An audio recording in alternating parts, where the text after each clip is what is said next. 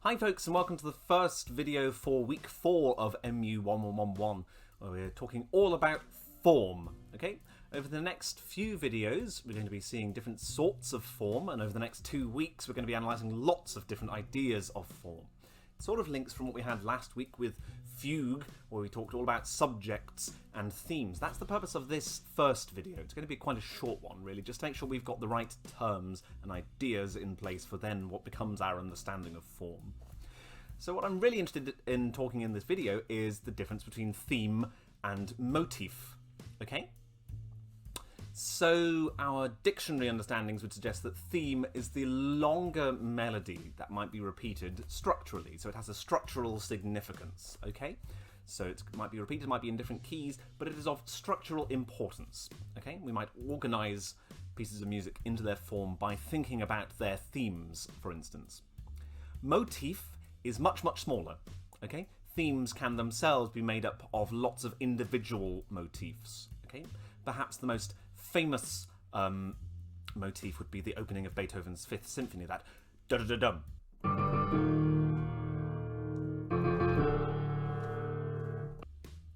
That's a motif, but that's not the theme, okay? The theme is made of that motif, but that's not all that it is, okay? To explain that, I think we're going to look at an example. I'm going to play through bits of it after as well. So for our example, I've chosen Nut Rocker by B, Bumble and the Stingers. So let's listen to the opening of that with score.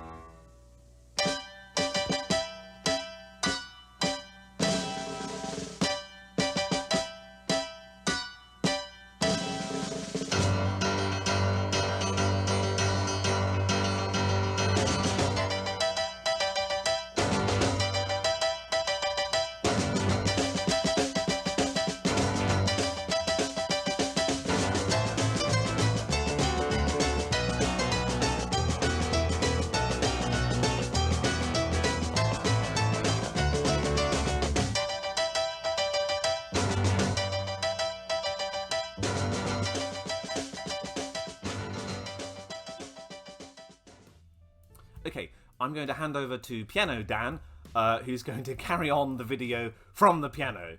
Great. Hi folks, Piano Dan here. Okay, let's begin to think about this piece in terms of motif and theme. Okay, so it's clear that there is a theme. We could probably hum it. It's from, obviously, Tchaikovsky's Nutcracker. But the opening deals with several motifs of this work, so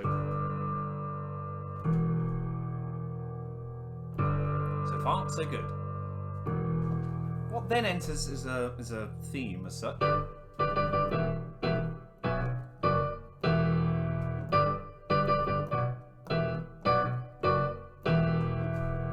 Okay, fine.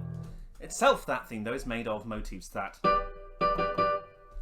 a motif in itself, that triplet rhythm. As we had with identifying motifs in different extracts last week, we're doing the same thing here.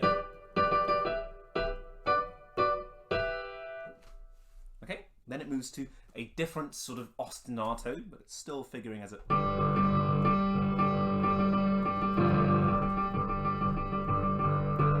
And then a variation on that.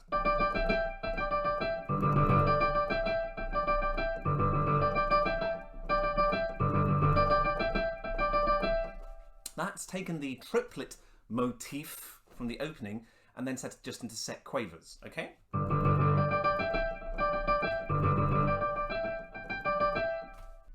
Then we get the theme.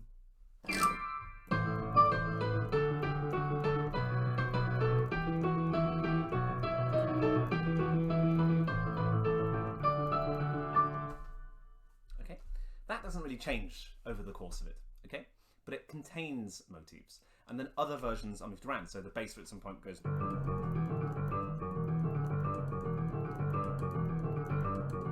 That in itself is not a theme. That's a sort of another ostinato, different motif, but above it we have...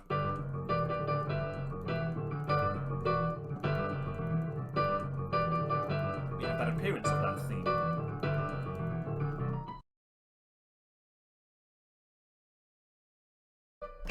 And then back to the theme, okay? So So all the way through, there are different themes and motifs going on, okay? With that, I'm going to hand back over to normal Dan. Okay, with that difference between theme and motif set out in that very specific example, I hope we'll see that different themes in different pieces have different significances, okay? But the crucial difference between a theme and motif, okay? I don't want anybody getting confused between those two, okay? With that basic starting point, we then move on to everything else, okay? So I hope that sets you up well for thinking about. The next one is going to be binary and rounded binary, and I'll see you there. Okay, folks, thanks, bye.